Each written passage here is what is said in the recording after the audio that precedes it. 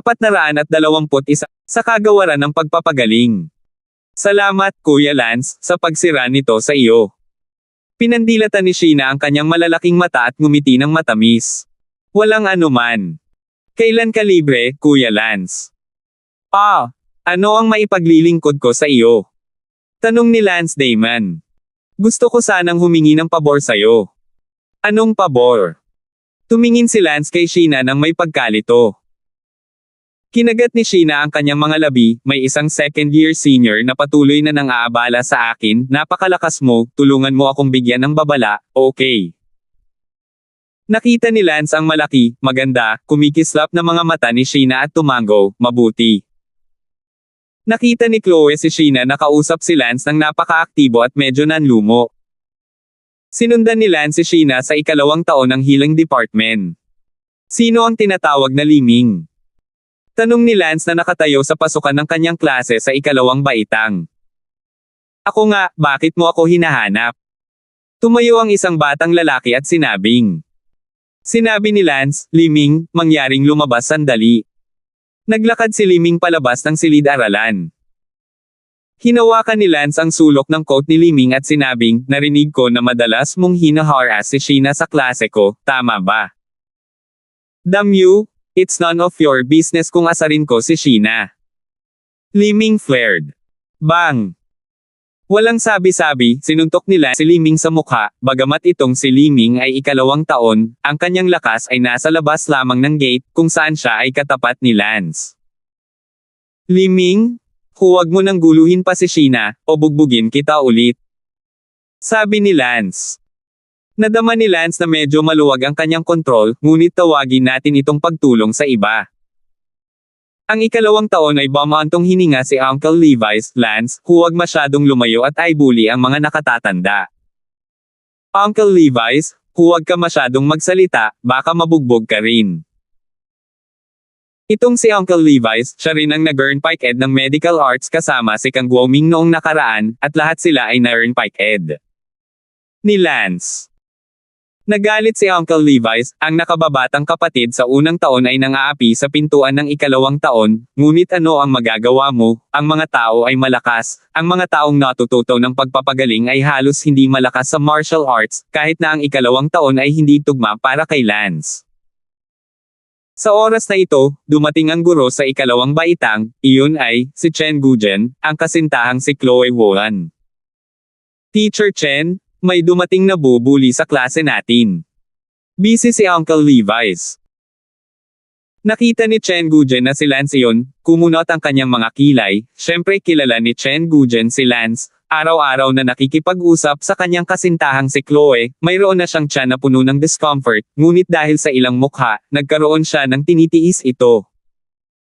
Lance, ano ang ginagawa mo, isang first-year student, sa second-year school building? Ngumuso si Chen Gujen. Tumingin si Lance kay Chen Gujen at ngumiti, alin ka? Ako ang guro sa ikalawang baitang, Chen Gujen. Tumibok ang puso ni Lance, Chen Gujen. Hindi ba siya ang fiancé ni Chloe? Pinalaki ni Lance si Chen Gujen, mukhang hindi masyadong matanda, mahigit 30, na may maliit na tangkad, mga 1 metro 7, sa mga mata ni Lance, 1 taong 188. Kung tungkol sa mga salita ng lakas, ito ay mas malakas kaysa sa guro sa unang taon na si Lance, na umaabot sa maagang yugto ng inner gate. Si Lance ay napuno ng panghihinayang sa kanyang puso at sinabing, napakahamak para kay Chloe na pakasalan ng gayong tao. Nakita ni Chen Gujen na si Lance ay nakatitig lamang sa kanya, nang hindi nagsasalita, ay sumigaw ng isang pagsaway, Lance, naririnig mo ba ako, bakit ka pumunta sa ikalawang baitang upang ay bully ang mga nakatatanda? Wala na siyang magandang impresyon kay Lance, kaya ang kanyang tono ay mas mabigat din. Oh, Teacher Chen? Si Liming mula sa klase mo? Hinaras ang klase ko, kaya pumunta ako dito para turuan ng leksyon si Liming, inaasahan kong magiging accommodating si Teacher Chen, aalis agad ako pagkatapos ng lesson. Nakita ni Chen Gujen kung gaano kamayabang si Lance, hindi siya inilagay sa kanyang mga mata, galit na galit siya, Lance, huwag mo akong pilitin. Naiwan si Lance, itong si Chen Gujen, talagang sineseryoso ang sarili. Lance, isa akong guro sa ikalawang baitang, ano ang ibig mong sabihin sa ganyang ugali? Malakas na saway ni Chen Gujen. Sige, Chen Gujen, wala akong oras makipag-usap sa iyo nang walang kaparerekon, sasabihin ko pa ang ilang salita kay Liming, aalis ako kapag tapos na ako. Lumapit si Lance kay Liming at binuhat Liming, sinabi ni Lance, Liming, tandaan mo, huwag mo nang guluhin si Sheena, naririnig mo ba ako? Galit na sinabi ni Liming, ano ang kinalaman ni Sheena sa iyo, masyado kang maluwag. Hindi mo na kailangang itanong kung anong relasyon ni Sheena sa akin, kailangan mo lang tandaan ang aking mga salita. Teacher Chen, iligtas mo ako. Sigaw ni Liming kay Chen Gujen. Sumigaw si Chen Gujen, Lance, umalis ka rito, sasabihin ko sa iyo sa huling pagkakataon, lumabas ka, huwag mo akong pilitin. Matagal nang pinagtitiisan ito ni Chen Gujen, bago pa si Chloe at si Lance ay nagkakagulo sa bawat pagliko. Nanlumo si Lance, Chen Gujen, nagkakasakit ka. Lance, anong lakas ng loob mong insultuhan ang iyong guro? Huminga si Lance, kapag sumigaw ka ulit, sasampalin kita, anong problema, ano kaya kung teacher ka, ikaw ba ang kalaban ko? So self-conscious? Kung bugbugin kita, nagtatanong ka. Para rito. Pagkatapos sabihin iyon, tumalikod si Lance at lumakad palayo, hindi naman talaga nataman ni Lance si Chen Gujen, tutal, isa siyang guro sa ikalawang baitang, binigyan siya ng mukha, at binibigyan din ng mukha si Chloe. Gayunpaman, magagalit si Chen Gujen. Ikaw. Nagmamadaling umakyat si Chen Gujen patungo kay Lance, nang agad na hinailan ni Uncle Levi's at ng iba pa si Chen Gujen pabalik. Teacher Chen? Be impulsive Napakataas ng martial arts ni Lance late na inner door hindi mo siya matatalo. Payo ni Uncle Levi's. Kinagat ni Chen Gujen ang kanyang mga ngipin at sinabing, Lance, hintayin mo ako. Umalis si Lance sa gusali ng pagtuturo sa ikalawang baitang, ang unang baitang at ikalawang baitang ay may kanya-kanyang gusali ng pagtuturo, hindi rin kalakihan ang gusali ng pagtuturo, ngunit halos 1 kilometro ang layo nito. Hindi nagtagal pagkalabas ng gusali ng pagtuturo sa ikalawang baitang, ang gilid ng kalsada na si Sheena ay biglang sumugod palabas, tinapik ang balikat ni Lance at ngumiti, Brother Lance, maraming salamat. Walang anuman. Natalo mo si Liming, tingnan natin kung maglalakas loob pa rin siyang sunduin ako sa hinaharap. Sabi ni Sheena. Sinabi ni Lance, hindi ba't napakaganda mo para lang kunin ka ng mga lalaki, kung hindi, bakit ang ganda mo? Napaawang ang labi ni Sheena, gaano ako kaganda, hindi man lang ako na-rate bilang bulaklak sa looban ng Genius Restaurant. Ngunit ikaw ang kinikilalang bulaklak ng departamento ng pagpapagaling, at isang hakbang na lang ang layo mo sa bulaklak sa looban. Sige, natulungan na kita sa pabor na ito, wala akong pakialam kung may gustong pumili sa iyo. Sa hinaharap dahil nakarating ka na sa Martial Arts Academy, dapat ay handa kang kunin. Pero ayaw ng mga taong gustong sunduin ako, hehehehe, Kuya Lance, buti sana kung sasanduan mo ako. Ngumiti si Sheena at namula, ngunit matapang pa rin niyang sabihin ito sa isang pabirong tono, tila si Sheena ay isang mas aktibo at palakaibigang babae. Sabi ni Lance, hindi kita sasanduan. 422. Nagpout si Sheena sa paglala, siguradong pinupulot mo si Chloe, isa siyang bulaklak sa ospital, nasaan ang bulaklak ng departamento ko na karapat-dapat na kunin mo. Huwag kang magsalita ng kalokohan, hindi ako nanliligaw kay Chloe. Tara, napakalapit mo kay Chloe, hindi ako naniniwalang hindi mo siya sinusubukang kunin, baka pumunta ka sa healing department lahat para mapalapit sa kanya. Hindi nagabalang magpaliwanag si Lance sa kanya. Ano man ang isipin mo. Si Sheena ay hindi masyadong matangkad, mga 164, at mukhang napakapitit at cute na naglalakad sa harap ni Lance, habang si Chloe ay mas matangkad, na umaabot sa 176, isang kumpletong diyosa. Si Sally ay hindi rin pandak, 169, at Shu si Elsa ay halos ganoon din. Sa sandaling ito, sa loob-loob ni Sheena naisip, bagaman hindi ako na-rate bilang isang bulaklak sa ospital, ngunit sa palagay ko ay hindi ako mas pangit kaysa kay Chloe, ako ay palaging ang bulaklak ng paaralan sa junior high at high school, mas maikli lang ako ng kaunti. Si Lance ay napakahusay na tao, kailangan kong subukang magsikap para dito. Tiningnan ni Sheena ang tuwid at marilag na katawan ni Lance at nakaramdam ng biglaang tibok ng puso. Sa hapon, si Lance ay nagsasanay pa rin ng martial arts ng mag-isa malapit sa first grade school building. Nang malaman ito ni Sheena, lumaktaw pa siya sa klase para panoorin si Lance na nagsasanay ng martial arts dahil gusto niyang subukang lumaban para sa kanyang sarili. Wow! Ang galing! Pinalakpak ni Sheena ang kanyang mga kamay at sinabi. Nais din ni Chloe na magsanay ng martial arts kasama si Lance upang turuan siya ni Lance, ngunit nang makita niya si Sheena sa gilid, napatapak ni Chloe ang kanyang paa sa depresyon at tahimik na umalis, kung hindi ay mapapahiya siya. Sheena, anong ginagawa mo dito kung wala ka sa klase? Huminto si Lance sa pag-practice ng kanyang espada at nagtanong. Nakikita kong nasa labas ka at curious na sumunod, kaya nandito ka para mag-practice ng martial arts. Sige, Sheena, bumalik ka na sa klase, hindi ka makakalaban sa akin. Okay lang, kung hindi ako magtatagumpay sa pagpapagaling, lilipat ako sa martial arts, ang talent ko sa martial arts is no worse than healing anyway, pinilit ako ng pamilya ko na maghiling dahil sa kakulangan ng mga healers, kung hindi, ako. Maaaring pumunta sa Department of Blood Work. Saber Department. Marunong ka mag-knife. Siyempre, nagsasanay na ako ng mga kasanayan sa kutsilyo mula noong bata pa ako. Sabi ni Sheena. Maglaro ng dalawang kutsilyo at tingnan mo. Mabuti. Agad na inilabas ni Sheena ang kanyang kutsilyo at ginalaw ang kanyang katawan, umiikot sa pwesto sa isang 720 degree na pagliko, ang enerhiya ng kutsilyo ay nagkurus at tinakpan ang bawat patay na sulok sa paligid niya. Gulat na sabi ni Lance, not bad, medyo may talino ka pa, hindi ko nakita iyon. Nakita ni Sheena si Lance na pinahahalagahan siya at masayang ngumiti, ngayon nakita mo na, ito ang hurricane knife technique ng pamilya ko. Good, tapos sabay-sabay din kayong mag-practice. Sinamahan ni Sheena si Lance na magsanay ng blade technique buong hapon, na pinahirapan si Chloe hanggang sa mamatay. Sinabi ni Chloe sa loob-loob, si Sheena ay talagang isang maliit na vixen, napaka-depressed na babae. Sa gabi, magkasamang nagpunta sina Lance at Sally sa Genius Restaurant para sa hapunan. Sally, paano ka natuto ngayon?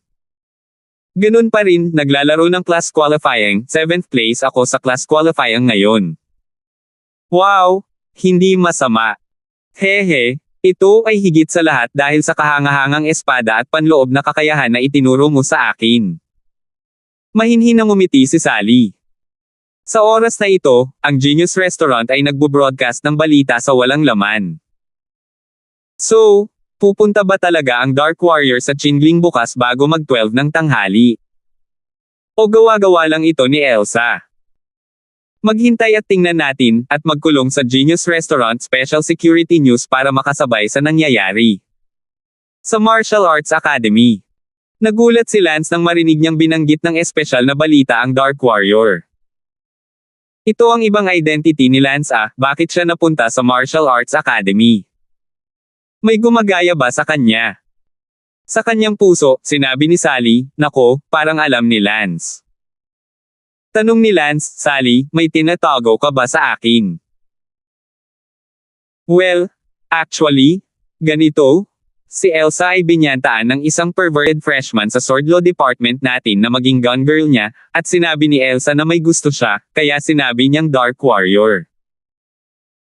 Sinabi lang ni Qingling na kung hindi magkusa ang Dark Warrior na hanapin siya bukas ng alas 12 ng tanghali, si Elsa ang magiging gun girl niya. Totoong sabi ni Sally. Gun girl. Sandaling hindi tumugon si Lance. Namula si Sally at sinabing, iyan ang bagay. Naunawaan ni Lance at galit na sinabi, sino itong Qingling? Ayaw niyang tumambay, kaya bakit hindi niya sinabi sa akin ang nangyari? Si Sally ay abala sa pagsasabing, sinabi ni Sister Elsa na natatakot siyang masaktan ka dahil ang Qingling na iyon ay napakalakas, at mayroon din siyang kasamang bookboy, at ang kasama niyang bookboy ay kasing liko ng talento at lakas. Bilang siya. Kung sinabihan ka, at pinuntahan mo siya, parang kailangan mong harapin silang dalawa ng mag-isa, pareho silang perwisyo, sa takot na masaktan ka. Namamagana si Xavier noon. At gusto ni Sister Elsa na pumunta muna sa kanyang guro para humingi ng tulong. What about now? Anong sabi ng teacher? Bumantong hininga si Sally, sinabi ng guro na wala siyang magagawa tungkol dito, at walang sino man ang makakakontrol sa anumang malayang kompetisyon sa Martial Arts Academy. At saka, ang bagay na ito ay kahit papaano ay nalaman ng Genius Restaurant, at ngayon ay nasa ang balita, sigurado akong si Sister Elsa ay sobrang nabalisa ngayon. Galit na sinabi ni Lance, naghahanap talaga ng kamatayan si Qingling, kung talagang darating ang pagkatalo ng Dark Warrior, makikita ko kung paano siya mamatay. Anong ibig mong sabihin? Darating ba talaga ang pagkatalo? Baka nasa Marshall Island din ang Dark Warrior. Gulat na tanong ni Sally. Sinabi ni Lance, oo, ang Dark Warrior ay nasa Marshall Island din. Paano mo nalaman? Hindi makapaniwalang tumingin si Sally kay Lance. Kasi, dahil noong nasa London City ako, nakipag-away ako sa Dark Warrior, at hiniling pa sa akin ng Dark Warrior na mag-relay ng ilang salita kay Elsa. Noon, ang sinabi ng Dark Warrior ay iyon tinanggap siya bilang isang disipulo ng Island Protection Family, at hindi ko naintindihan kung ano ang ibig sabihin nito. Ngunit ngayon na iniisip ko ito, hindi ba ito ang parehong bagay na sinabi tungkol sa apat na pangunahing pamilya ng proteksyon sa isla ng Marshall Island? Kaya nga hinala ko nasa Marshall Island din ang Dark Warrior, kaya lang wala siya sa Marshall Academy, nasa apat na Island Guardian families ng Marshall Island siya. Ah, totoo o mali? Of course it is, really. Sabi ni Lance na medyo nakonsensya. Sus, kung alam ni Sister Elsa ang tungkol dito, matutuwa siya, tara na, hanapin natin siya at sabihin sa kanya ang tungkol dito. Ah, hindi pa tayo kumakain. Huwag kang kumain. Kinaladkad ni Sally si Lance. Si Lance ay walang magawa. Sa dormitoryo ni Elsa, natagpuan niya si Elsa na nagkakagulo. Ate Elsa. Sally, Lance, anong ginagawa niyo dito? Ate Elsa, may sasabihin ako sa iyo. Kalimutan mo na, anong magandang bagay ang mayroon ako ngayon. Nga pala, Lance, natatakot akong alam mo na ang tungkol sa akin. Tumango si Lance. Si Sally ay abala sa pagsasabing, Sister Elsa, isang T-Dark Warrior ay nasa Marshall Island din siya. Ano? Nagulat si Elsa at nanginginig. 423. Paano mo nalaman? Tanong ni Elsa. Sinabi yan ni Lance Paano mo nalaman, Lance? Ito, ganito? Dark Warrior parang nasa Marshall Island at tinanggap na siya bilang bagong disipulo ng 4 Great Guardian Island families. Masayang umiyak si Elsa. Medyo hindi nakaimik si Lance nang makita niya ang reaksyon ni Elsa, isang peking pagkakakilanlan na nagpaibig sa kanya ng labis, ang damdamin ay nagkakagulo. The 4 Great Island Guardian Families. Siya ay talagang tinanggap bilang isang disipulo ng 4 Great Island Guardian Families.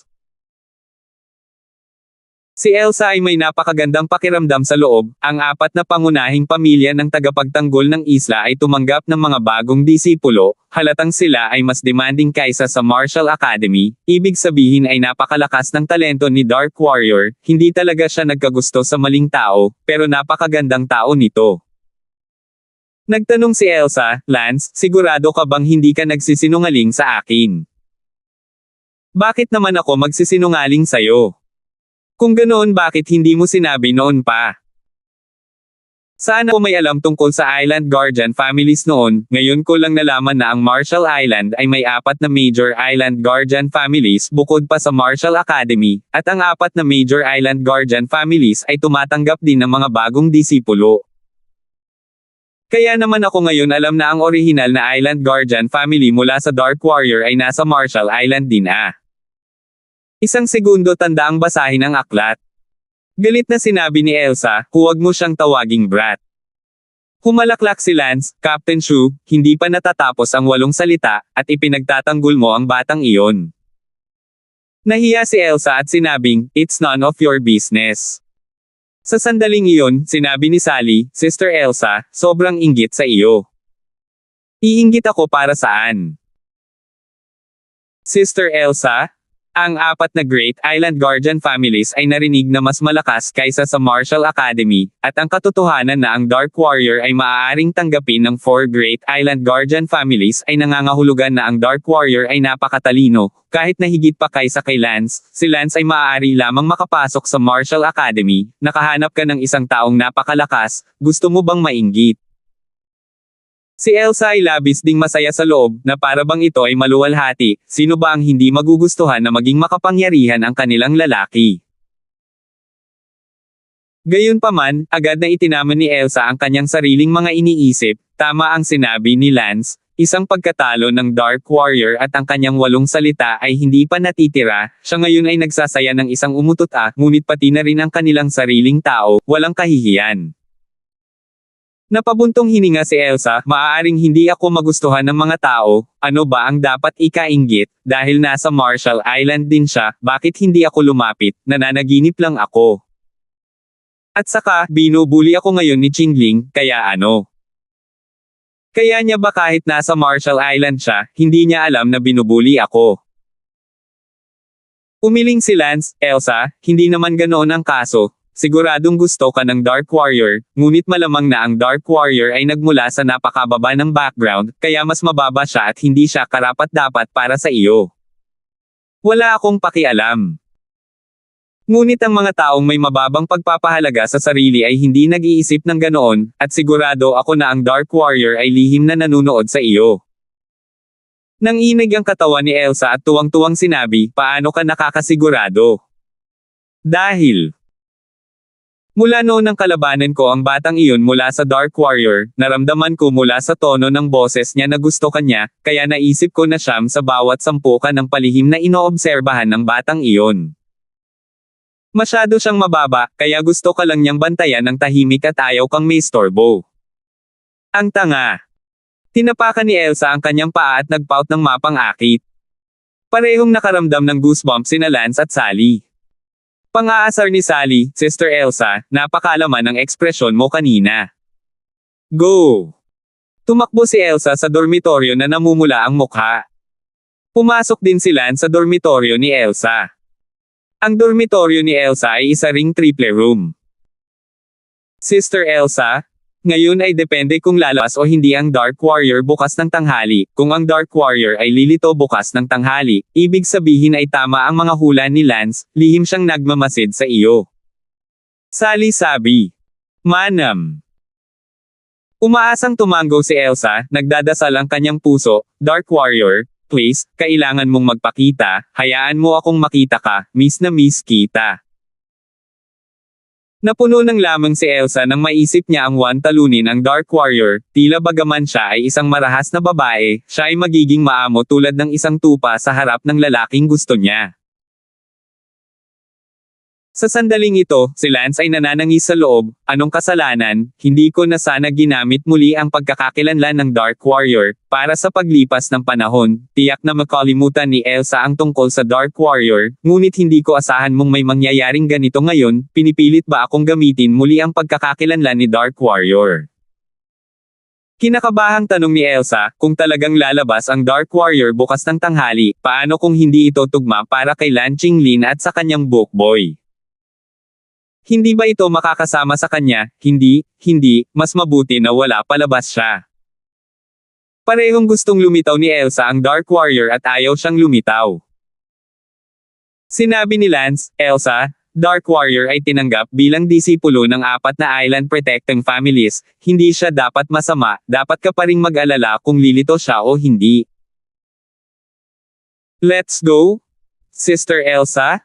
Sabay na tayong maghapunan? huwag mo na masyadong isipin, kung talagang hindi lalabas ang Dark Warrior bukas, hayaan mong tulungan ka ni Lance, kahit na hindi kaya ni Lance manalo, kahit saglit lang makakalaban niya. Sige. Pagkatapos nito, pumunta si Lance sa hapunan kasama sina Sally at Elsa. Si Elsa ay nasa isang estado ng pagkabalisa. Sa wakas ay nagkaroon ng pag-asa na makita muli ang Dark Warrior. Ang kanyang puso ay puno ng pag-asa, ngunit siya ay natatakot na hindi siya magpapakita. Sa gabi, pinabalik ni Lance si Sally sa kanyang dormitoryo at pagkatapos ay nagpunta upang maghanda. Dahil hindi niya akalain na gagamitin niya muli ang peking pagkakakilanlan ni Dark Warrior, hindi dinala ni Lance ang kanyang mga damit panggabing at kinailangan niyang hanapin muli ang mga ito. Medyo nagsisi na ngayon si Lance kung bakit hindi siya nakakuha ng mask ng balat ng tao noong una, para hindi na niya kailanganin ng anumang pagbabalat kayo. Hindi alam ni Lance kung saan hahanapin ang itim na damit, kaya kailangan niyang pumunta kay Professor Lin Han ng Healing Department para sa tulong.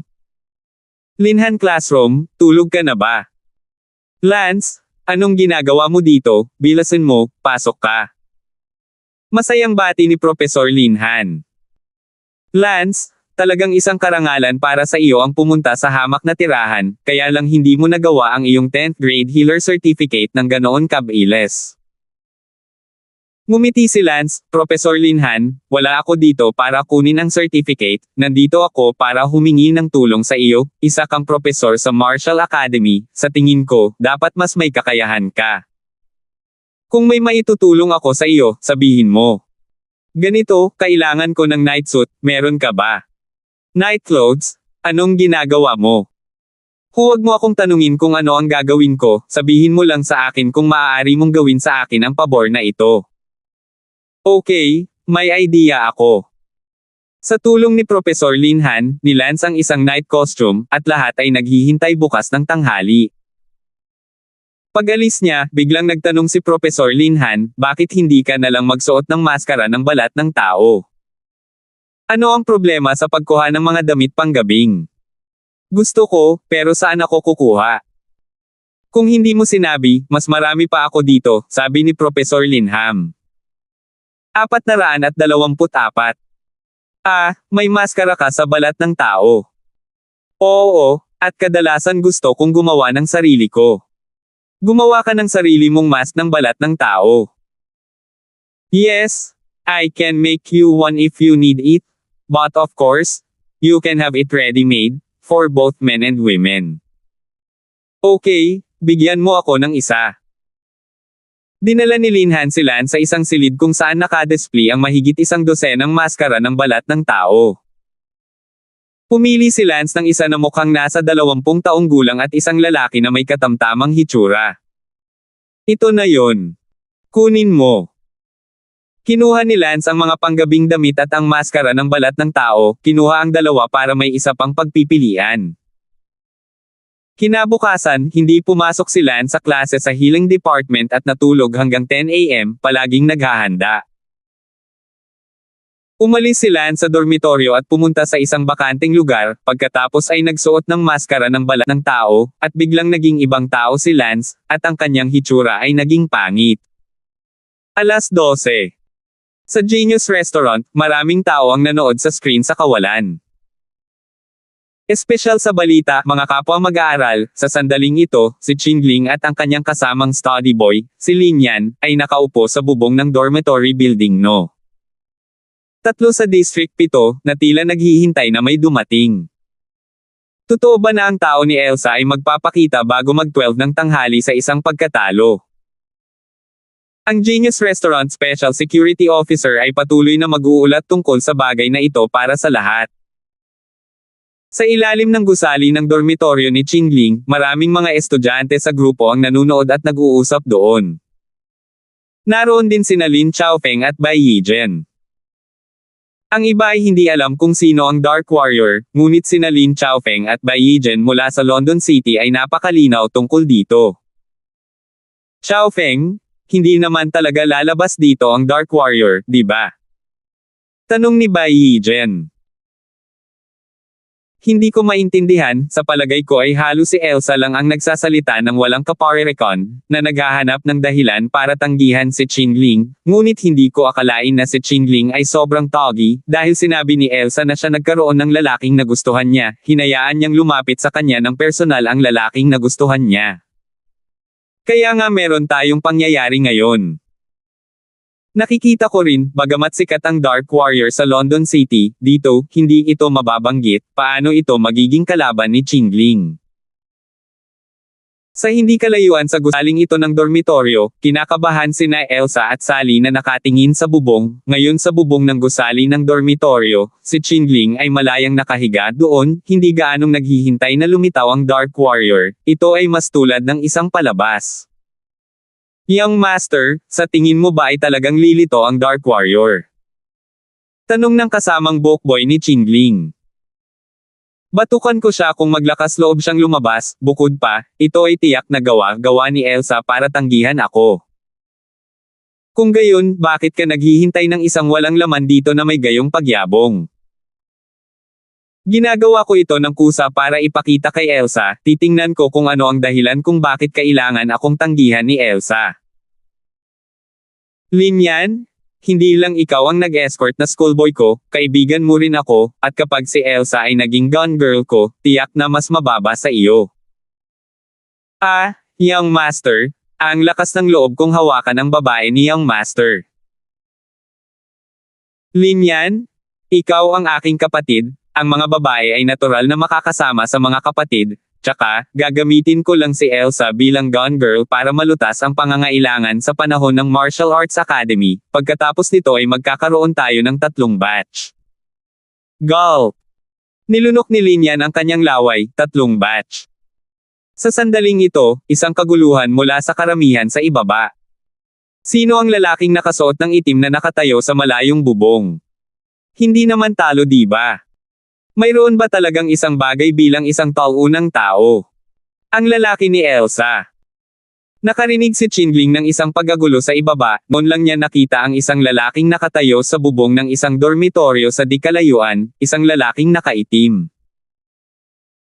Nagsalubong ang mga kilay ni Qingling, naisip niya na ito ay kalokohan ni Elsa, wala talagang ganoong tao, ngunit hindi niya inaasahan na ito ay kalokohan ni Elsa. Young Master, ang lalaking nakaitim na iyon sa malayo ay hindi maaaring ang tinatawag na Dark Warrior, tama ba? Damn! Meron talagang ganyang tao, Linyan, kumanda ka agad na pasabugan siya. Young Master, nakasuot siya ng panggabing damit, siguradong ayaw niyang malaman ng mga tao ang kanyang pagkatao, estudyante siya ng akademyang ito sa 89 na kaso. Sa sandaling ito, sa bubong ng isang dormitoryong gusali sa di kalayuan, nakatayo doon si Lance. Pinag-isipan ni Lance ang tungkol sa martial power na gagamitin. Gagamitin ni Lance ang Descending Dragon Sword Technique, dahil kapag ginawa ang Killing God Saber Technique, makikilala ito bilang siya sa isang sandali, tanging ang Descending Dragon Sword Technique lang ang hindi pa niya nakipaglaban sa sinuman sa mundong ito. Tumalon si Lance sa magkabilang paa at lumipad patungo kay Qingling at sa kanyang kasamang bokboy. Nagsisigawan ang mga tao. Here it comes, lumilipad dito ang lalaking nakaitim. Wow! Hindi talaga nagsinungaling si Elsa, may lalaki talaga siya, bakit nakasuot ng panggabing damit ang lalaki niya? Sa puntong ito, tuwang-tuwang sinabi ni Sally, Sister Elsa, nandito talaga siya. Ma'am! Napaiyak si Elsa sa pananibik, nakaramdam ng walang kapantay na ginhawa sa sandaling makita niya ang isang pagkatalo ng Dark Warrior. Naantig din si Sally at sinabing, Sister Elsa, lumitaw talaga ang Dark Warrior, nangangahulugan ito na tama ang hula ni Lance kahapon, Dark Warrior talaga ang tahimik na nagbabantay sa iyo. Itong tanga. Saway ni Elsa sa malumanay at carnivorous na tono, nakarinig ng goosebump sa balat ni Sally at isang hihihingiti sa kanyang mga labi. Ngunit sa susunod na sandali, nag-alala si Elsa. Paano kung hindi siya matalo ni Dark Warrior? Kinakabahang sabi ni Elsa. I believe he has the strength to defend himself kahit hindi niya kayang lumaban, don't worry too much. Pero, tinawag mo siyang Dark Warrior so intimate, hehehehe. Nasty, pinagtatawanan mo pa rin ako. Namula si Elsa at tinitigan si Sally. Sa oras na ito, lumipad na si Lance at nakatayo sa bubong ng dormitoryo ni Qingling Lan kalaban ang amo at katulong ni Qingling, habang ang mga nanunood sa ibaba ay tuwang-tuwa na nanunood, walang nagsalita ng malakas. Katulad nito, sa Genius Restaurant, ang virtual na screen ay natural na pareho, na may ilang mga espesyal na ulat ng mga bubuyog sa eksena, nagbo-broadcast ng 360 degrees ng walang patay na anggulo. Tumingin si Lance sa dalawang tao sa kabila ng silid at nagpakawala ng walang pakialam na dagandong, alin si Qingling Lan. Ang mga tao sa ibaba, na narinig ang walang malasakit na dagandong ng Dark Warrior, ay bumulalas, napakahusay. Ang wikang ginagamit ngayon ni Lance ay hindi niya karaniwan, ngunit ang parehong malamig na boses na mayroon ang Dark Warrior, kaya ito tunog na pakakahanga-hanga. Nakita ni Qingling na tinawag siya ng Dark Warrior na aso sa kanyang unang pangungusap at biglang sumigaw, "Ako ang iyong lolo na si Qingling, ikaw ang tinatawag na Dark Warrior." Sinabi ni Lance, "Qingling, wala kang mata para sa disiplina, nakasandal sa malakas at nananakot sa mahihina, ngayon ay tatalunan ko ang Dark Warrior at kikilos sa ngalan ng langit, ilalagay kita, ang munting magsasaka, sa hustisya." Hahaha, hahaha, pumunta ka sa nanay mo kaysa, at kumilos sa ngalan ng langit, hahayaan kitang kumain ng sarili mong tae gusto mo. Galit na galit ni Qingling. Tuwang-tuwang sinabi ni Elsa, siya talaga, oh. 425. Ma'am. Tuwang-tuwa ding tumango si Sally, mula sa tono ni Lance, alam niya na ang lalaking ito ay isang ganap na kabiguan. Ang kasamang scholar boy ni Qingling ay nagsabi, "Young master, hayaan mo munang turuan siya ng iyong subordinate ng leksyon." Pagkatapos sabihin iyon, ang buong katawan ni Lin Yan ay parang malamig na pana na pumapatay kay Lance. Nakaramdam ng malamig na lamig si Lance, tila si Qingling, ang bookboy, ay napakalakas at may talento. Ang espada sa kamay ni Lance ay agad na humaplos, at isang perpektong arko ang palm-unit ng hangin. Swoosh! Si Lance ay kumurap ng isang dosenang magkasunod na espada. Ang espada ni Lin Yan ay agad na pinigilan ni Lance na walang kakayahang mag-rebound. Pahinga! Dang! Sinaksak ni Lance ang espada ni Lin Yan, ang espada ni Lin Yan ay ang inig ng husto, at ang malalim na kasanayan sa espada ni Lin Yan ay nabasag ni Lance ng sabay-sabay. Sa sandaling ito, ang mukha ni Lin Yan ay mapatla at siya ay natakot sa loob, paano siya naging napakalakas, kung tutuusin mula sa momentum ng kanyang katawan, siya ay higit sa isang huling yugto ng inner gate, siya ay napakalalim. Nakita rin ni Qingling ang pakiramdam na walang kapantay ang kanyang bookboy. Sa baba, sumigaw ang mga tao, napakalakas ng Dark Warrior, anong klaseng sword technique meron siya, perfect lang.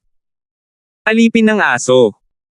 Biglang sinaksak ni Lance ang braso ni Lin Yan gamit ang isang espada sa likod niya. Nasaksak ang braso ni Lin Yan at sabay sampal ng malakas sa mukha. Gagawin ko. Sa sandaling iyon, sumali si Qingling sa laban, at medyo mas malakas si Qingling kaysa kay Lin Yan. Forgotten Form Sword Technique. Biglang ipinakita ni Qingling ang kanyang pinakamalakas na sword technique, ang Forgotten Form Sword Technique. Biglang, ang katawan ni Lance ay napuno ng makakapal na anino ng espada, kahit na ang Forgotten Shape Sword Technique ay nakakalimutan, kapag nagsanay ng malalim, ito ay nasa lahat ng dako, na tila walang kapintasan. Agad na nagsanib puwersa sina Qingling at ang amo at tagapaglingkod ni Lin Yan upang salakayin si Lance. Napabuntong hininga ang lahat habang galit na galit ang tatlo sa bubong. Matatagpuan ba ng isang pagkatalo ng Dark Warrior ang pinagsamang pagsisikap ng kanilang dalawang baluktot na bagong libro? May tandang pananong sa puso ng lahat. Ang Descending Dragon Sword Technique ni Lance ay mas hindi mahina, ang espada ay sumayaw sa hangin, ang bawat espada na ginamit ay nagdala ng isang nakamamatay at malamig na hangin. Ang unang estilo ng Descending Dragon Sword Technique, Flying Dragon sa langit. Nagsisimula na ngayong gamitin ni Lance ang tunay na Descending Dragon Sword Technique, isa lang itong espada na umiinit. Biglang, kwago, nang ilabas ang unang tindig ni Lance, ang kanyang espada na si Chi ay naging dagendong ng dragon, na para bang isang higanteng dragon ang ipinanganak, at ang matinding pagpatay na aura ay dumiretso kina Qingling at Lin Yan. Ang mga taong nanonood. Mula sa ibaba ay tila nakita niya ang dulo ng espada na hawak ni Lance, at malabo ang isang di nakikitang dragon. Nagbago ang mga mukha ni na Qingling at Lin Yan, at dumating ang napakabangis na Chi, hindi mapigilan. Bang! Kacha!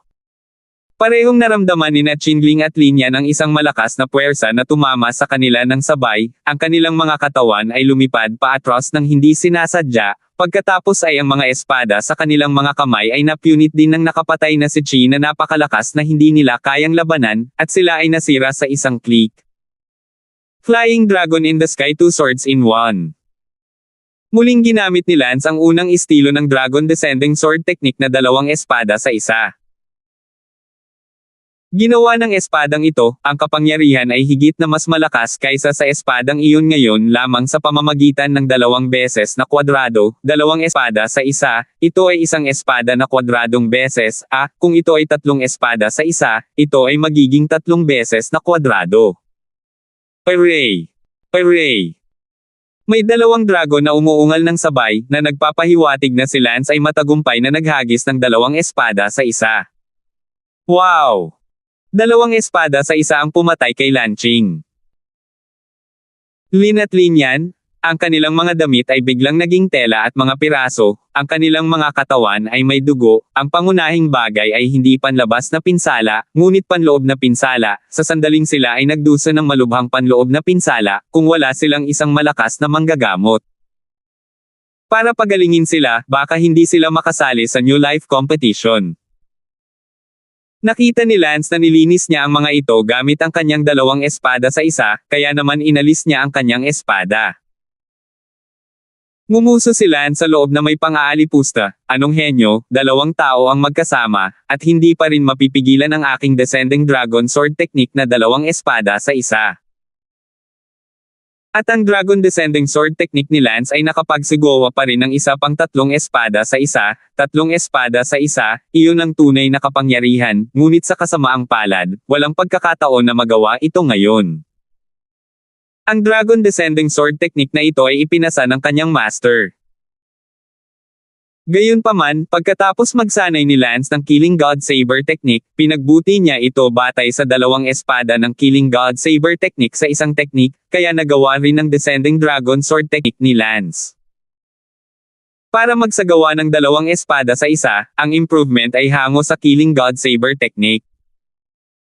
Ang Descending Dragon Sword technique na ipinasa ng kanyang master ay walang dalawang espada sa isa. Si Qingling at Lin Yan ay lumipad pababa sa lupa mula sa bubong. At ngayon sa lupa, gayon din sa Genius Restaurant, lahat ay nakatingin sa Dark Warrior na may pagkamangha. Lahat sila ay nagsabi ng lihim, sino ang taong ito? Ang parehong huli na inner gate ang tumalo kay Qingling at Lin Yan kaya madali. Lumipad din si Lance pababa mula sa rooftop at tumayo sa harap ni na Qingling at Lin Yan, na malubhang nasugatan sa loob at walang anumang lakas sa pakikipaglaban. Itinutok ni Lance ang kanyang espada sa leeg ni Qingling at sinabing, Qingling, maling babae ang nahawakan mo, binibigyan kita ngayon ng dahilan para kumbansihin akong huwag kang patayin. Nanginig ang katawan ni Qingling, at ang kanyang puso ay parang nabulunan sa pag-iisip ng hindi maisip na lakas ng isang tumalo kay Dark Warrior ngayon lang. Nagkamali ako. Nanginginig na sabi ni Qingling. Isang pangungusap ng pagiging mali at gusto mong iligtas kita. So ano ang gusto mo? Natatakot na tanong ni Qingling. Sabi ni Lance, sumigaw ng 3 beses, Elsa, mali ako, aso lang ako. Huwag kang masyadong lumayo. Galit na galit si Qingling. Pa! Sinampal ni Lance si Qingling, at ang bookworm ni Qingling, si Lin Yanton, ay sumugod ng buong lakas. Kaching!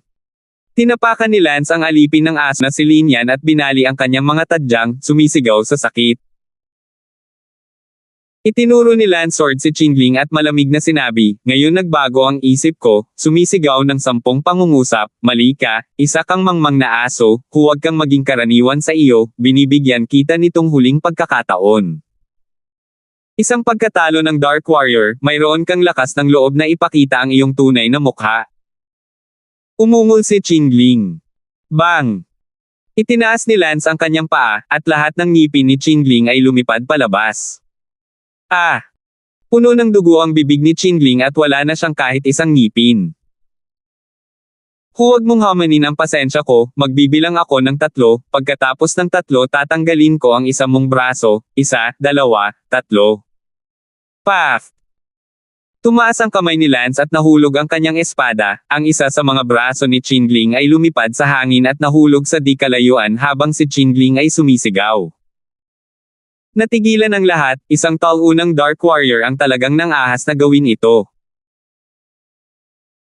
Muling sinabi ni Lance na walang pakialam, Qingling, magbibilang pa ako ng 3 beses, pagkatapos ng 3 ay mahuhulog ang ulo mo, huwag mong pagdudahan ang aking tapang, nanggaling ako sa 4 na pangunahing isla na nagpoprotekta sa mga pamilya, at ang Martial Academy ay hindi lakas ng loob na gawin ang lahat sa akin.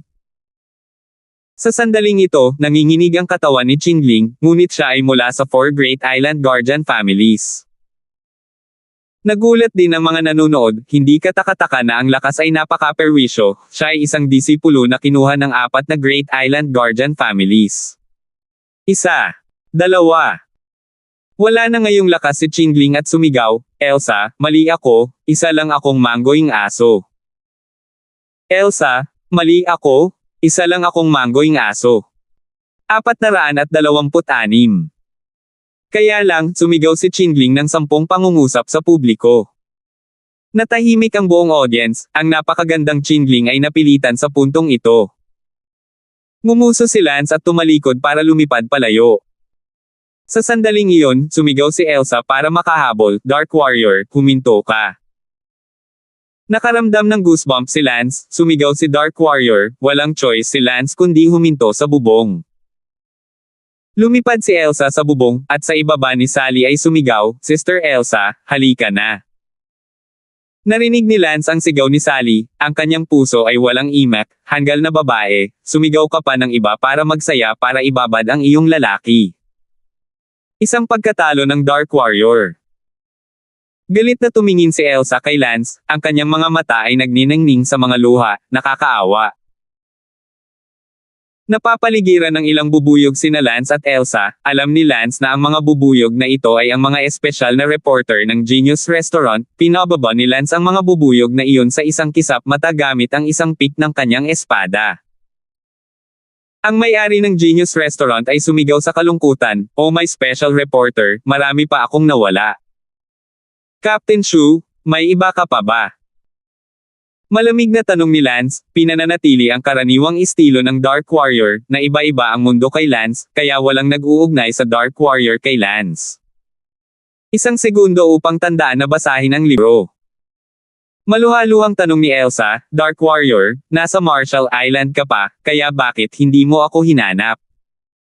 Captain Shu, bakit hinanap kita? Dark Warrior, huwag kang magpanggap, sinabi sa akin ni Lance ang lahat. That's wine talk, sorry. Sabi ni Dark Warrior.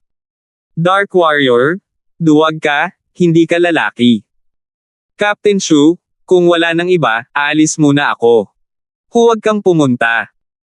Captain Shu, kung may sasabihin ka pa, sabihin mo na lang dali, nagmamadali pa akong sunduin ang mga babae. Huminga ng tawa si Elsa, huwag kang magsinungaling sa akin, hindi ka nagmamadaling sunduin ang mga babae. Kung ayos lang si Kapitan Shu, aalis na ako. Teka, isang pagkatalo ng Dark Warrior, mahirap makita ang isa't isa, hindi mo ba ako makakausap pa? Captain Shu, Dark Warrior ay hindi nararapat sa iyo, kalimutan ang tungkol sa taong ito sa hinaharap. Sabi ni Lance, pinapayuhan siya ni Lance na kalimutan noong nasa London City siya, sa oras na iyon sinabi ni Elsa na nang umalis siya sa lungsod ng London, natural na makakalimutan niya, hindi niya akalain na siya ay babagsak ng palalim. Ayoko. Sabi ni Elsa sa mapang-akit na tono. Captain Shu, pasensya na, aalis muna ako. Huwag kang pumunta, Dark Warrior, mahal kita. Matapang na pag-amin ni Elsa. Ang puso ni Lance ay nanginig, ang kanyang puso ay walang kapantay na napunit nahaharap sa ganoong madamdaming pag-amin mula kay Elsa, siya ay isang lalaki din ano ang gagawin kung ano ang gagawin. Ngayong mayroon na siyang dalawang kasintahan, si Lance ay hindi maaaring kumbansihin ang sarili na magkaroon ng iba Captain Shu, I'm not good enough for you. You're a lady from a big family. I'm a loser, just a criminal, bakit ako lilipad sa apoy? Ayoko, gusto kita. Sabi ni Elsa sa maisla na boses, at napag-goosebump si Lance. At bakit kailangan mo, naliligaw lang tayo, at saka, hindi kita mahal. Sabi ni Lance, sinusubukang gamitin ang dahilan na hindi niya ito mahal para tanggihan siya ng lubusan. Gayunpaman, napabuntong hininga si Elsa, isang pagkatalo ng Dark Warrior, hindi ka tao, nagsisinungaling ka, nasa puso mo ako. Iyan ang sinabi ko kay Lance tungkol sa alak. Hindi ako naniniwala, kung ayaw mo sa akin, bakit mo malalaman na binubuli ako at bakit mo ako sasagipin pagdating ng panahon, kaya tama ang hula ni Lance, dapat ay palihim mong binabantayan ako. Kung ayaw mo sa akin, bakit mo ako palihim na babantayan, sabi ni Elsa. Sinabi ni Lance, yung munting bastard na si Lance, kailangan ko siyang alagaan sa ibang araw. Sa sandaling iyon, lumabas ang boses ng isang babae, you dare. Hindi na kinailangan pang lumingon ni Lance para malaman na si Sally iyon, at lumipad din si Sally sa bubong at sumigaw ng you dare nang marinig niya ang taunang Dark Warrior na nagsasabing lilinisin niya ang kanyang lalaki. Si Lance ay hindi nakaimik at nakapagpanggap lamang na hindi niya ito kilala, tumingin kay Sally at sinabing, ikaw ang kasintahan ng batang Lance na iyon, Sally, siguradong mukha kang bulaklak, hindi nakakagulat na mahal ka ng batang iyon. Marami. Walang katumbas na kasiyahan si Sally nang marinig niya mula sa Dark Warrior na mahal siya ni Lance. Dark Warrior, sinabi sa iyo ni Lance ang tungkol sa akin. Tanong ni Sally. Sabi niya paborito ka daw niya. Hehe. Tuwang-tuwa nang umiti si Sally at sinabi sa kanyang puso, itong munting kontrabida, kadalasan ay hindi siya nagsasabi ng kahit isang salita na mahal kita, ngunit hindi niya inaasahan na magkakaroon siya ng ganoong kalalim na damdamin para sa akin, kung ganoon. Ipapangako ko sa kanya na gagawin ang nakakahiya na post ngayong gabi. Sa oras na ito, sinabi muli ng Dark Warrior. Isa. Nang marinig ni Sally na isa ito sa mga paborito ni Lance, umungol siya sa kanyang puso, wala na ang nakakahiyang post na iyon sa gabi. Bagamat tinanggap ni Sally ang pagbabahagi ng isang lalaki kay Bella, gusto ng lahat na mahalin siya ng kaunti pa ni Lance. Tumingin si Elsa kay Sally, na parang gusto niyang tulungan siya ni Sally na hikayatin ang pagkatalo ng Dark Warrior. Naunawaan ni Sally at abala sa pagsasabing, Dark Warrior, halatang gusto mo itong kapatid na si Elsa, bakit hindi mo siya tanggapin? I'm not good enough for her. Okay, I should go. Bawal aalis. Pinigilan ni Elsa si Lance sa harap niya. Nagpatuloy si Sally, Dark Warrior, huwag mong itago, nahulaan na ni Lance ang iyong mga iniisip, kung may gusto ka sa isang tao, maging matapang ka lang at kasama mo siya, hindi kita maintindihan. Hindi kita maintindihan. Ikaw. Nagtapat na siya ng kanyang nararamdaman, kaya bakit hindi ka magmadali at makasama si Elsa? Sa hinaharap kayo ni Sister Elsa, ako at si Lance, kaming apat ay magsasama-sama para magsaya at pumunta magkapares, napakaganda. Sinabi ni Lance sa kanyang puso, Sally, kung alam mo na ang nakatalo sa Dark Warrior na nakatayo sa harap mo sa sandaling ito ay iyong lalaki, hindi mo sana sinabi iyon. Si Lance ay walang magawa, talagang gusto niyang habarin ang kanyang panggabing damit at maskara, ngunit kinontrol ni Lance ang kanyang sarili. Kung pop unit niya ito, magiging awkward, sina Elsa at Sally ay may mabuting relasyon, kaya't hindi niya alam kung pipikitin niya ito para sa isang lalaki. Siyempre, walang dahilan si Lance para kumbansihin ang sarili na magdagdag ng dagdag na kasintahan. Ang bagay na ito ay maaari lamang na maantala pa upang makita kung makakalimutan ni Elsa ang tungkol sa isang pagkatalo, kung gagawin niya, kung gayon ang lahat ay magiging masaya, kung hindi niya makakalimutan, pagkatapos ay kailangan niyang mag-isip ng ibang paraan. Nakiusap si Elsa, Dark Warrior, gusto kita, hayaan mo akong mahalin ka habang buhay, okay? Captain Shu, pangit ako? At ikaw ang Diyos ako? Hindi talaga ako karapat-dapat sa iyo, magkakaroon ka ng mas mabuting lalaki, aalis muna ako. Tumalon si Lance at lumipad sa malayo, isang ilang bubuyog ang dumating sa likuran niya, si Lance ay lumipad ang ilang pilak na karayom at pinatay ang mga bubuyog. Umiyak si Elsa at umupo sa bubong, lumingon si Lance sa likod, ang kanyang puso ay labis na nalilito, ano ang dapat nating gawin ngayon, habang tayo ay naglalaro, lalo itong lumalakas. 427. Umalis si Lance sa apoy, at pagkatapos lamang matiyak na walang sumusunod sa kanya at walang tao sa paligid ay tinanggal ni Lance ang kanyang disguise. Matapos tanggalin ang kanyang disguise, umupo si Lance sa lupa at huminga ng malalim. Isang kasinungalingan ang sabihin na hindi siya tinukso ni Elsa, si Elsa ay hindi kapani-pani, walang maganda at mainit ang katawan, walang lalaki ang makakalaban sa kanyang tukso. Gayunpaman, mayroon pa ring bakas ng pinakapangunahing emosyonal na moralidad sa loob ng puso ni Lance. Maaari lang tayong gumawa ng isang hakbang sa isang pagkakataon. Sabi ni Lance sa loob.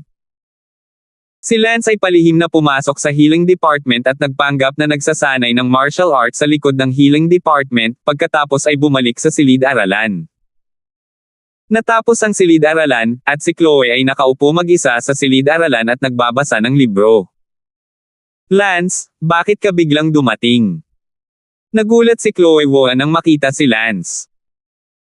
Nag-practice lang ako ng martial arts at nakalimutan ko na ang oras, hindi ko inaasahan na tanghali na pala tapos ang klase, hehe, bakit nandito ka pa?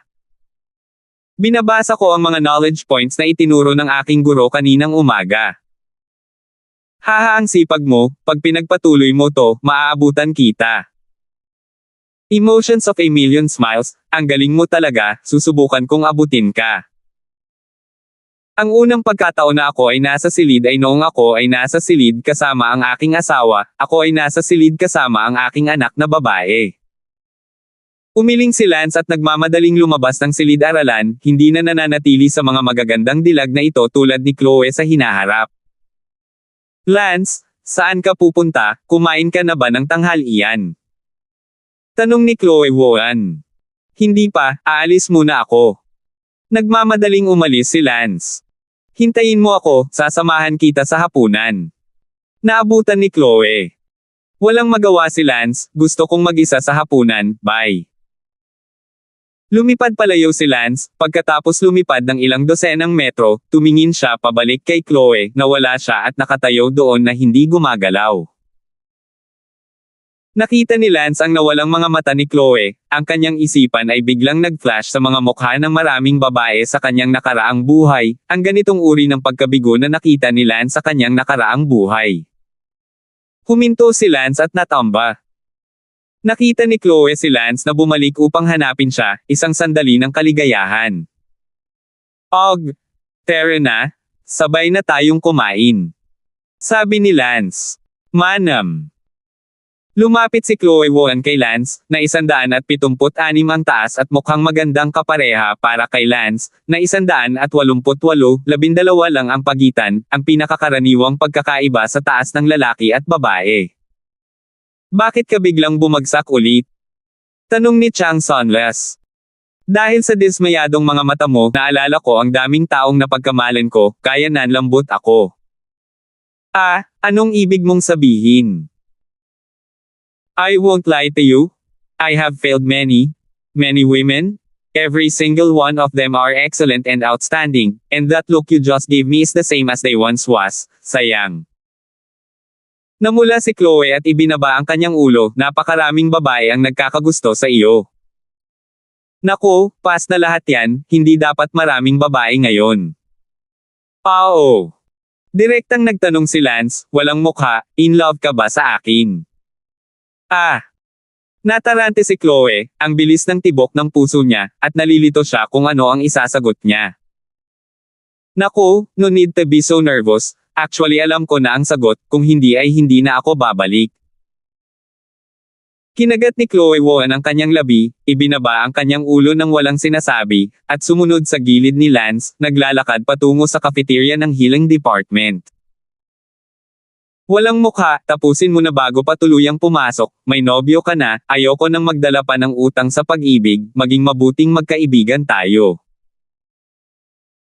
Sabi ni Lance, hindi pa nga nakakagawa si Elsa, and here comes Chang Sun faceless, what a dog, kung magpapatuloy ito, ano ang gagawin ng mga bachelor na hindi mahanap ang kanilang mga girlfriend sa Martial Arts Academy? Alam ni Lance na maraming lalaki sa Martial Arts Academy ang hindi mahanap magkasintahan, kung hindi, ang lugar na tinatawag na Yikong Yuan, sa Martial Arts Academy ay hindi magiging mainit sa negosyo. Naglakas loob si Chloe, tumingin kay Lance at sinabing, ngunit kung sasabihin ko sa iyo na huli na ang lahat, ano ang gagawin mo? Anong huli? You told me to end it, before I fell into it, but it's too late, feeling ko nasa loob na ako. Natigil sa ano?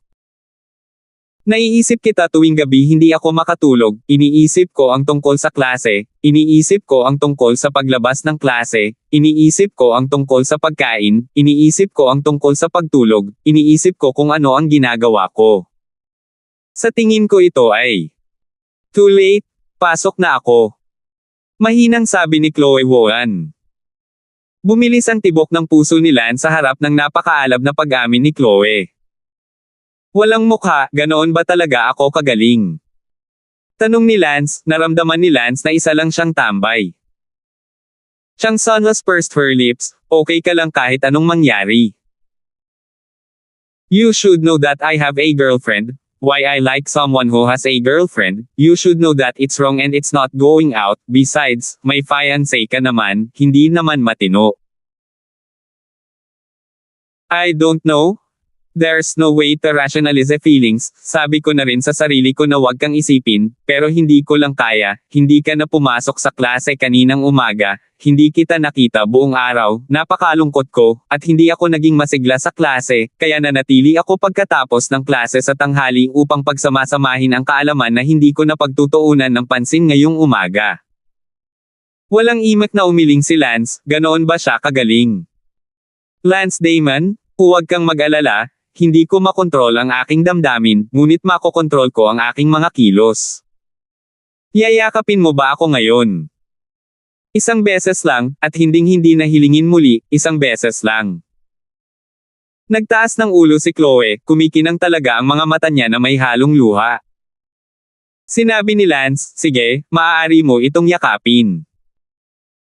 Dahan-dahang yamakap si Chloe Woan sa yakap ni Lance, at pagkatapos bumantong hininga, ikinawit ni Lance ang kanyang mga kamay sa baywang ni Chloe Woan. Sa sandaling ito, sa hindi kalayuan, isang pares ng mga mata ang nakamasid, mga matang tila nagbubuga ng apoy, ito ay ang guro sa ikalawang baitang na si Chen Gujian, ang kasintahang si Chloe. Hinawakan ni Lance ang baywang ni Chloe, manipis ang kanyang baywang, at mararamdaman ng isa na siya ay may napakaliit na kurba. Ang mapangakit na halimuyak ng katawan ni Chloe ay patuloy na naaanod sa ilong ni Lance, kinontrol ni Lance ang kanyang sarili na hindi ito maamoy, ngunit patuloy pa rin itong pumapasok. In all fairness, Chloe is really very attractive, face value exploded. Niyakap siya ni Lance sa sandaling iyon, parang may parte ng katawan niya na malapit ng gumalaw. Sa sandaling ito, isang dagandong ang lumabas, ano ang ginagawa ninyo? Nagulat si Chloe, natarante at humiwalay kay Lance, tumingin ang kanyang mga mata, si Chen Gujin iyon, hindi maiwasang manginig ang katawan ni Chloe. Paanong nagkataon na nakita siya ng kanyang kasintahan? At magkayakap si Lance. Si Chen Gujin ay nakaramdam ng sama ng loob tulad ng pagiging cuckolded ni Lance, at sa puntong ito ay galit na, nang walang sabi-sabi, nagmamadaling umakyat at gustong suntukin si Lance. 428. Sa kasamaang palad, hindi siya kalaban ni Lance. Bang! Binaril siya ni Lance ng isang sipa, at nahulog si Chen Gujen. Galit na galit si Chen Gujen sa loob, niyakap ang kanyang kasintahan, at siya ay binugbog. Papatayin kita. Muling sumugod si Chen Gujen. Napabuntong hininga si Lance. Chen Gujen, huwag kang gumawa ng sarili mong kamatayan ang sipa ko lang ay maaway na. Si Chloe ay abala sa paghila kay Chen Gujen, ngunit saan siya makakahila? Bang! Hinampis ni Lance ang dibdib ni Chen Gujen ng isa pang hampas ng palad, at biglang bumagsak si Chen Gujen sa lupa. Hindi na nagabala pa si Lance na tapusin siya at sinabi kay Chloe, aalis muna ako, hindi ako sasama sa iyo sa hapunan ngayon. Tumango si Chloe at mabilis na lumipad si Lance. Kay Chen Gujen, hindi siya tinuturing ni Lance na kalaban, kaya natural, hindi niya ito isinasapuso. Si Chen Gujen ay sumigaw sa kalungkutan at tumingin kay Chloe, ginawa mo talaga ang bagay na iyon. Tusong sinabi ni Chloe, wala akong ginawa sa kanya. Nagyakapan lang kayo, wala kayong ginawa. Ako, magkayakap lang kami. You're my fiancé? Bakit ka may kayakap na iba? Gusto kitang yakapin at hindi mo ako pinayagan, kahit ako, kung bakit siya. Sigaw ni Chen Gujen, sa wakas ay sumabog ang emosyon na matagal niyang pinipigilan. Kinagat ni Chloe ang kanyang mga ngipin at sinabing, Tito Chen, wala akong itatago sa iyo, gusto ko siya. Ikaw ang fiancé ko, at gusto mo siya. I can't control my feelings, but I can control my actions. I'm innocent with him, but my heart can't help but like him. Huwag na huwag kang makisama sa kanya.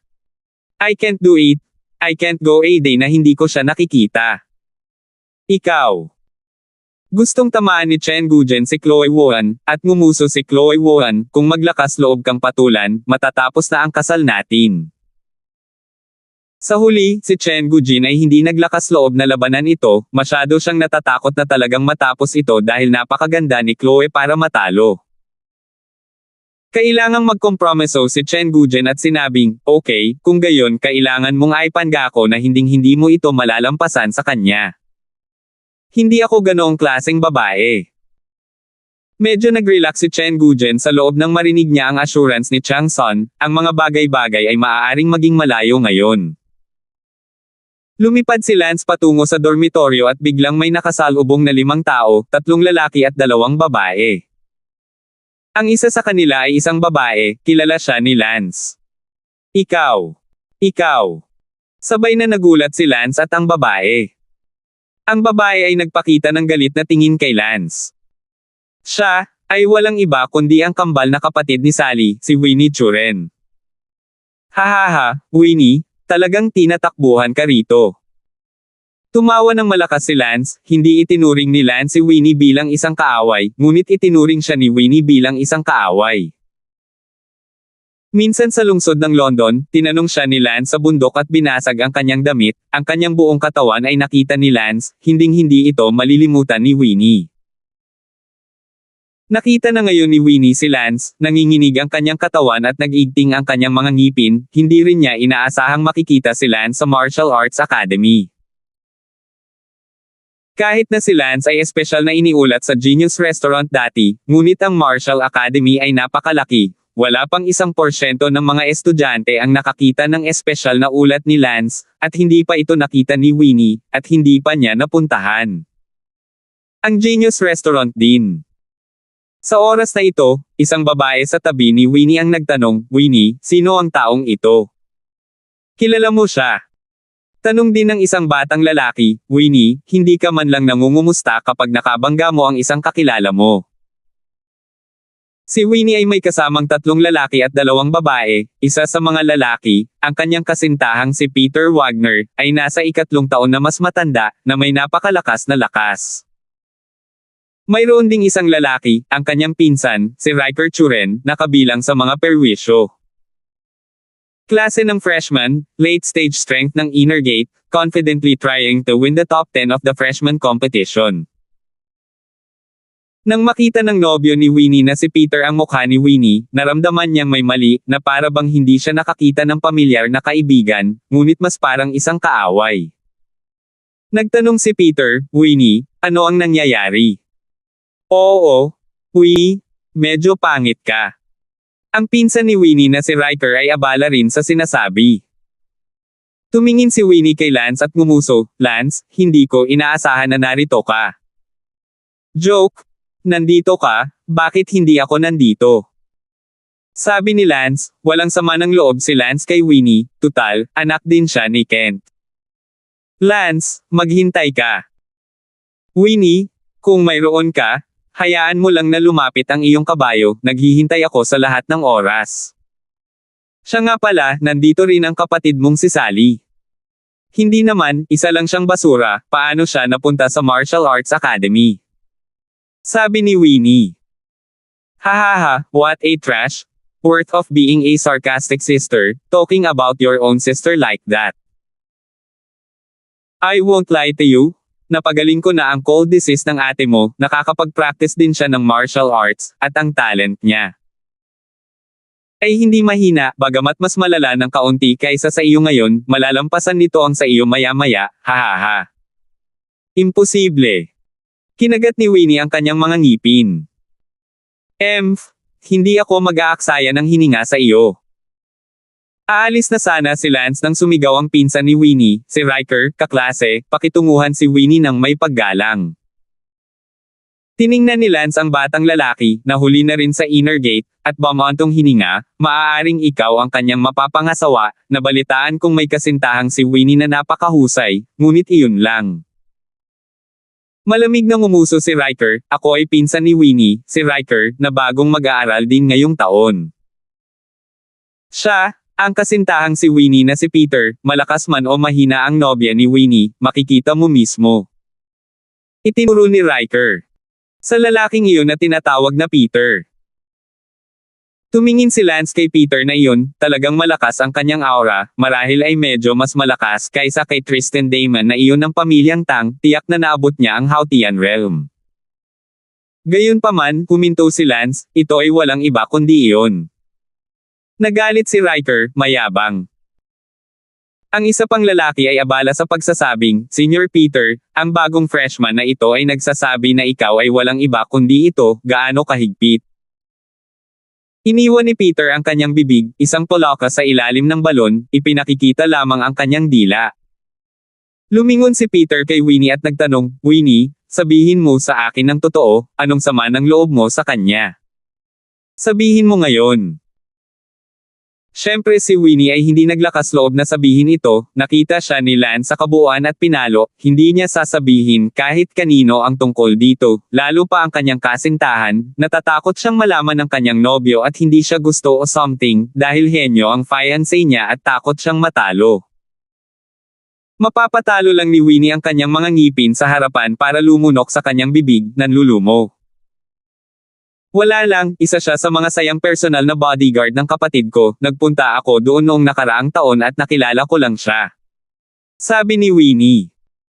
Nako, siya pala ang bodyguard ng sayang mong kapatid, galing lang yan sa maliit na lugar. Ngumisi si Riker. Sinabi ni Peter, tayo na. Ang lima sa kanila ay hindi na muling tumingin kay Lance at lumipad palayo sa isang kisap mata. 429.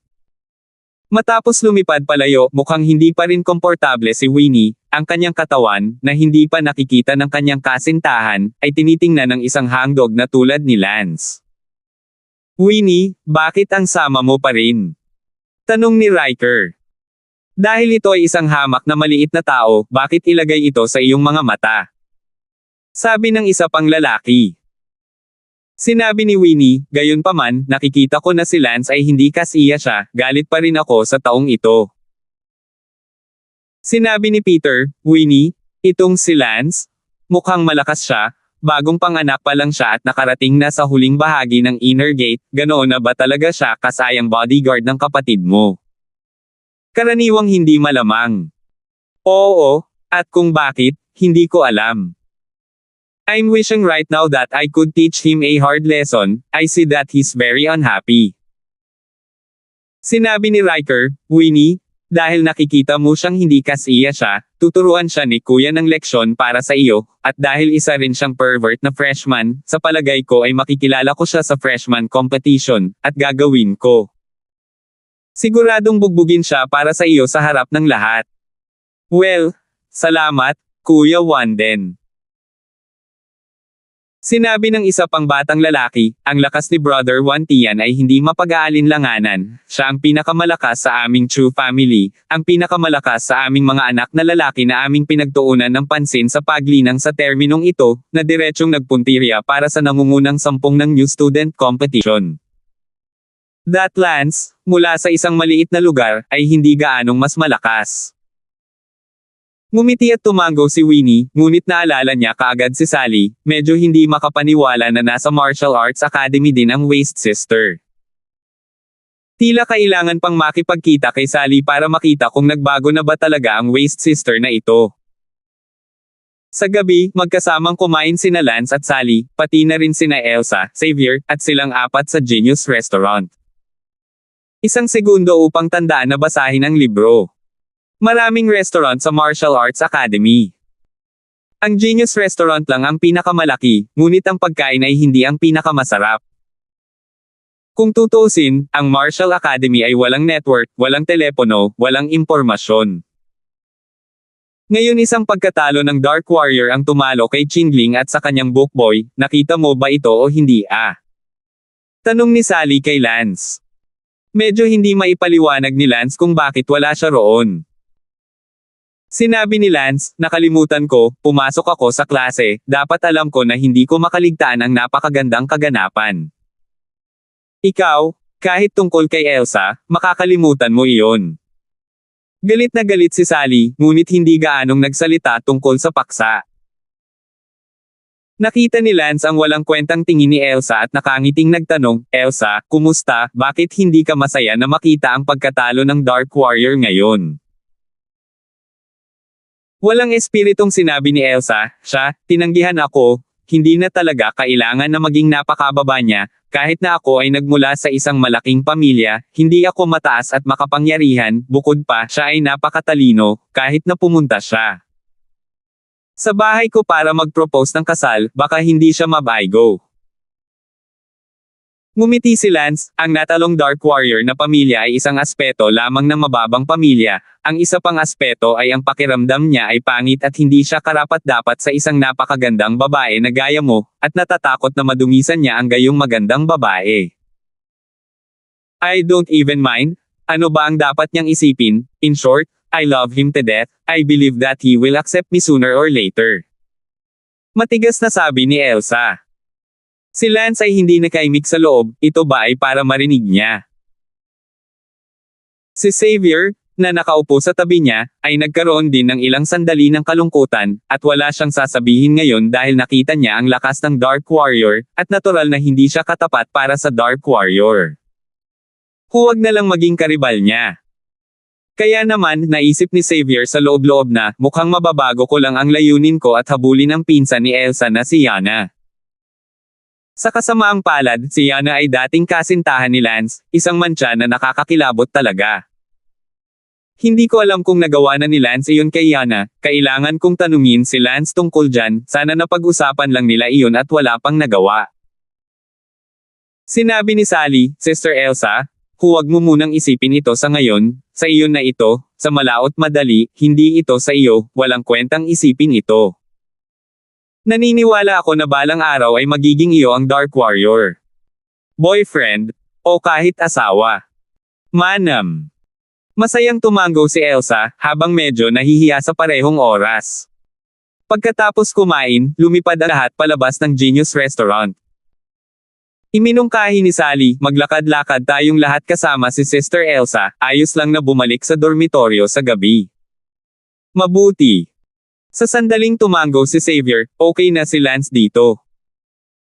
Magkahawak kamay na naglakad sina Sally at Elsa sa isang tahimik na kalsada, paminsan-minsan ay nagtatakbuhan ang mag-asawa.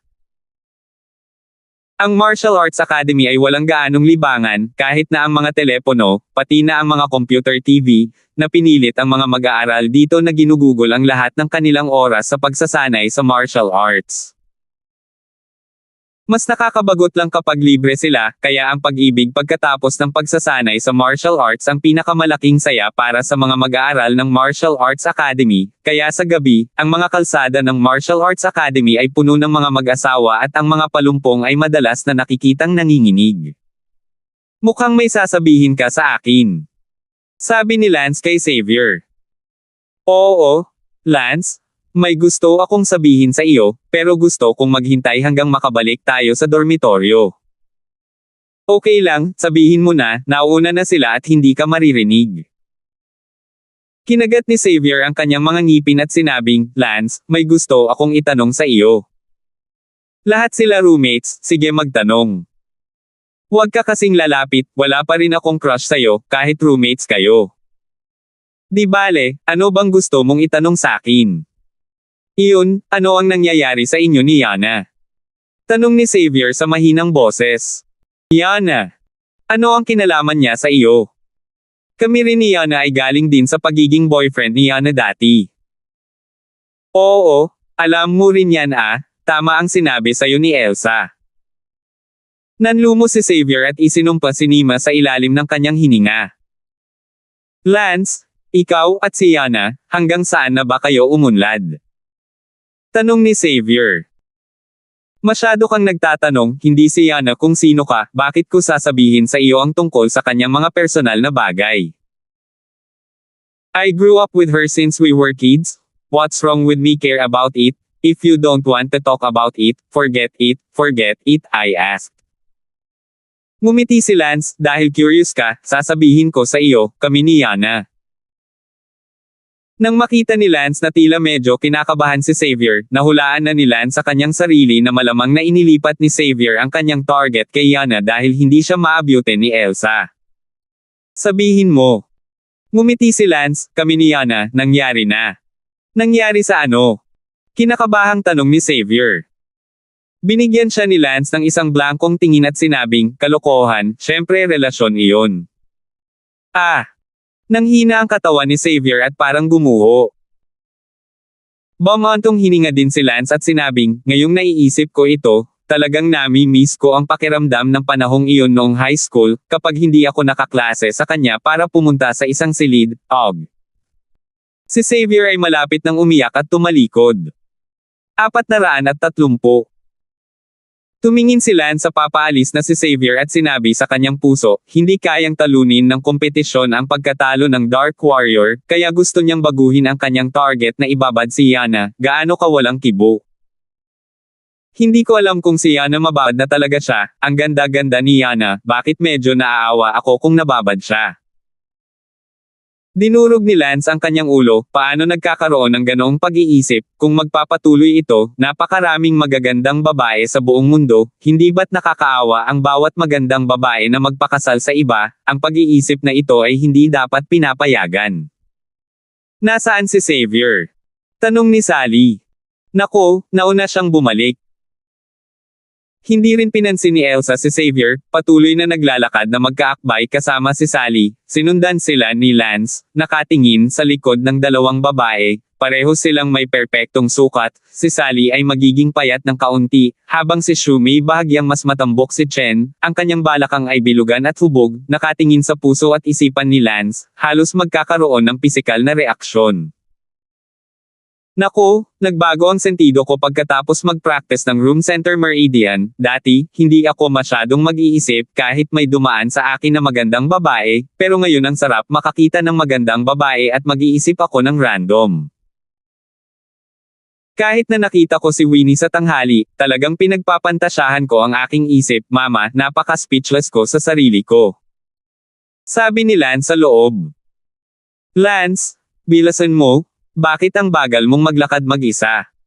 Oh! Hinabol siya ni Lance at naglakad sa tabi ni Sally. Sinabi ni Lance, Sally, naabutan ko ang iyong kapatid na babae, si Winnie, noong tanghali. Nakita ko rin ang kasintahang si Peter, nabalitaan ko na napakalakas niya at third-year student na siya, kahit sa Hautian level. Sabi ni Lance. Sinabi ni Elsa, Sally, talagang malaki ang pagkakaiba ng kapalaran mo at ng kapatid mo, siya ang mapagmataas na anak ng pamilya at may napakagandang nobyo.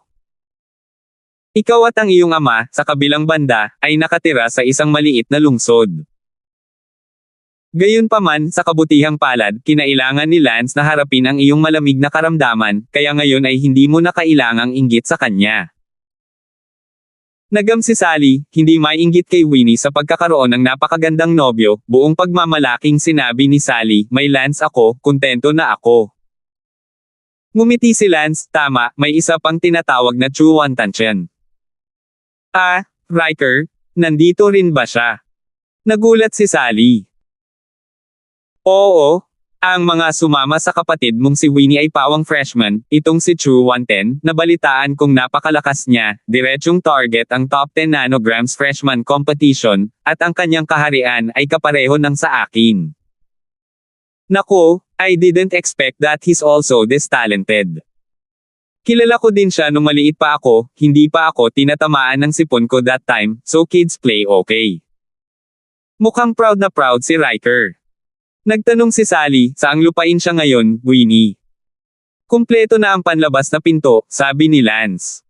Nako, mas maganda yan kaysa sa akin. Sabi ni Sally, at sa loob-loob, gustong lampasan ni Sally si Winnie, kaya tingnan natin kung naglakas loob pa rin siyang tawagin siyang basura. Outer Realm? Early? Middle? Late? Complete? Mahusay na pagiging perpekto. At iba pa. Huwag kang mag-alala, maabyutin mo siya, tsaka, mula sa taong hindi marunong mag-martial arts, napunta ka sa gitnang yugto ng outer gate, ang galing mo. Manam. Matigas na tumango si Sally, gusto niyang ipaglaban ang kanyang ama, upang ipakita sa pamilya Chu kung gaano kalakas ang taong nagpalaya sa kanya noon sa hinaharap. Biglang naramdaman ni Elsa na para siyang bumbilya, kaya sinabi niya, sige, babalik na ako sa dormitoryo, mag-usap kayong dalawa. Ah, Ate Elsa, wala nang lakad. Ayokong maging pamilya nyo, pwede naman kayong magromansa. Namumula at ngumiti si Sally, at hindi napigilan si Elsa. Lumipad palayo si Elsa, iniwan sina Sally at Lance, na magkahawak kamay na naglalakad sa pagmamahalan. 100 metro sa unahan sa isang maliit na palumpong, nanginginig at nanginginig. Parehong nakita ito nina Lance at Sally. Nanlumo si Sally, ang gulo, mamasyal tayo sa ibang lugar. Ngumiti si Lance, maaaring may iba pang lugar, Sally, bakit hindi natin subukan ito minsan? Ah, anong ibig mong sabihin? Itinuro ni Lance ang nanginginig na harapan, iyon. Si Sally ay namula sa galit at sinabing, nakakahiya ka. Okay lang, subukan mo. Hindi na kailangang sabihin ni Lance, ang Sally ay yakapin, sa gilid ng isang bush para tumalon, kahit na nahihirapan si Sally, ngunit ang bibig ay hindi makasigaw, napakawalang magawa ni Lance upang dalhin sa bush. Ang unang bagay na kailangan mong gawin ay tingnan ang sapatos na iyong suot ng ilang sandali. Ito ang pagtatapos ng nilalaman ng laro ng mga bata. Makalipas ang kalahating oras, si Sally, sa pamamagitan ng liwanag ng buwan, ay walang magawang pinagalitan si Lance sa isang sulyap at sinabing, ngayon, kontento ka na talaga. Hehe, mas exciting sa pakiramdam kaysa sa dormitoryo. Hindi na sa susunod. Sabi ni Sally. Well, ang sitwasyon. Sige, bilasan mo na. Makalipas ang ilang minuto, nakalabas na sila at mabilis na lumipad para hindi makita, pero karaniwan na ang ganitong bagay sa Martial Arts Academy. Pagkaalis, pinabalik ni Lance si Sally sa kanyang dorm bago bumalik si Lance sa kanyang sariling dorm. Habang pabalik sa kanyang sariling dormitoryo, nakita ni Lance ang isang kakilala malapit sa gusali ng dormitoryo ni Sally, ito ay si Winnie. Nagtanong-tanong si Winnie at nakita niya ang dormitoryong gusali kung saan tinutuluyan ni Sally, dahil gusto ni Winnie na makita sa sarili niyang mga mata kung talagang hindi na siya katulad ng trash sister na iyon. Sa hindi inaasahang pagkakataon, nakita siya ni Lance. Winnie. Tawag ni Lance. Lance. Nakita ni Winnie si Lance na puno ng galit at pagngangalit ng mga ngipin. Humalaklak si Lance, ano, ikaw lang mag-isa, nasaan ang iyong napakahusay na kasintahan, at ang iyong pinagmamalaki na pinsan? Hindi sumama sa iyo. None of your business. Malamig na sabi ni Winnie. Winnie, Narito ka upang makita ang aking kasintahan, si Sally, hindi ba? Girlfriend mo. Hindi ba ikaw ang bodyguard niya? Girlfriend ko na ngayon, sabi ni Lance Damon. Walang hiya. Ngumuso si Winnie. Ano ang hinahanap mo sa aking asawa? Tanong ni Lance Damon. Ano ang kinalaman nito sa iyo, lumayas ka? Sigaw ni Winnie. Haha, asawa ko si Sally? Siyempre may kinalaman yon sa akin, sa paraan ng pakikitungo mo sa asawa ko dati, kaya duda ako na sasaktan mo siya, kaya hindi ko hahayaang makita mo siya, kaya umalis ka na lang. Sinabi ng asawa ko na wala siyang kinalaman sa pamilya mong Chu ngayon. Chu rin ngayon. Lance, huwag mo akong pilitin, matagal na akong nagtitiis sa iyo. Pagtitiyagan mo ako, haha, mukhang naaalala mo pa ang gabing iyon sa London City, sa burol sa likod ng villa ni Kent, nabasag ko ang damit mo at nakita ko ang buong katawan mo ah. Sadyang malakas na sabi ni Lance. Forget what they doing, keep on doing.